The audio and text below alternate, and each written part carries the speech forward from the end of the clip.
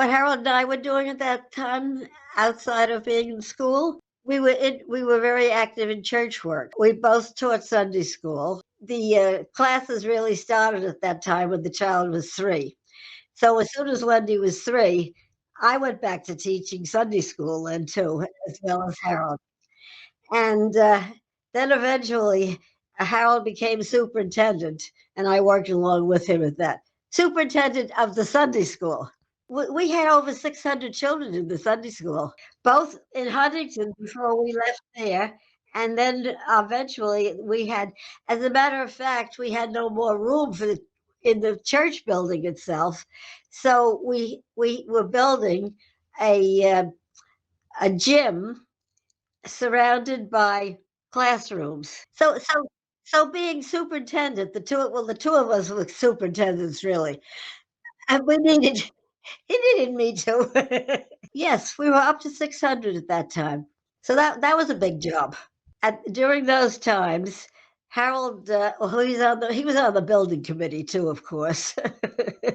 But there were all rooms around the gym where that classes could be in, as well as uh, the big gym. We had classes on the floor there too, and then the basement, which had originally housed the entire Sunday school and so forth, which just was bursting at its seams. Uh, we divided up for the real young children. We put them into the classrooms. So the nursery and the kindergarten and the first grades, they were in the classrooms, which were around them. And then the first, second, and third grades uh, was downstairs in the basement, and I was in charge of that. Second, third, and fourth grades. I had over 100 children down there in those 3 grades. That's how Sunday schools were really very popular in those days, I guess. And so, yes, I had it just there was 3 grades where they were in school, say second, third, and fourth grade, and I had it was 3 grades. I had 4 classes of each of those grades, small groups of them. So that was a big job.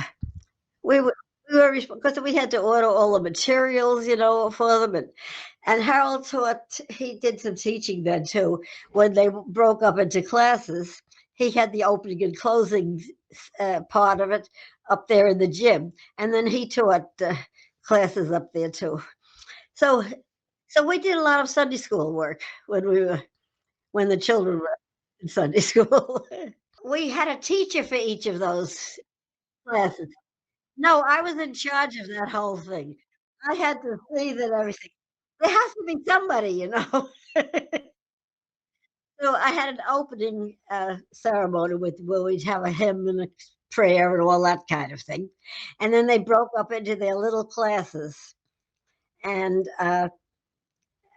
so we had 12 classes then with 12 other teachers because each of those smaller groups might have had about 10 children in it. We did that for many years until we retired from school. You see, we grew up sort of doing that. My father was the superintendent in Huntington, the superintendent of the Sunday school in Huntington. So I knew what that was all about.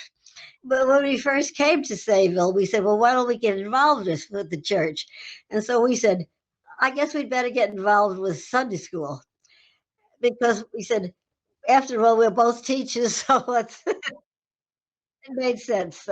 Anyway, that was what we did. And so then we filled up that building with the new part because it was just so crowded. So it was wonderful to get into the building. Well, that was why we had to have something. We had all these children. Yeah, but Sunday schools today are not like they were years ago. People aren't sending their children as much. To, I can tell you something about that. Um, After they're confirmed, Harold started an extra class for those who were already confirmed called the Bible class. They didn't actually have Sunday school. They had a Bible class, and he started the first one of those. Well, Harold anyway got Bible classes going. It was a responsibility because we had all these teachers, for all these classes. So if a teacher was going to be out, we had to make sure we got a substitute for them because we had a big list of substitutes. And if they were going to knew they were going to be out, if they'd call me on a Saturday, I would call one of these substitutes that we had who only came in when they were needed. You see, my father was superintendent of the Sunday school in Huntington, so I kind of grew up with this.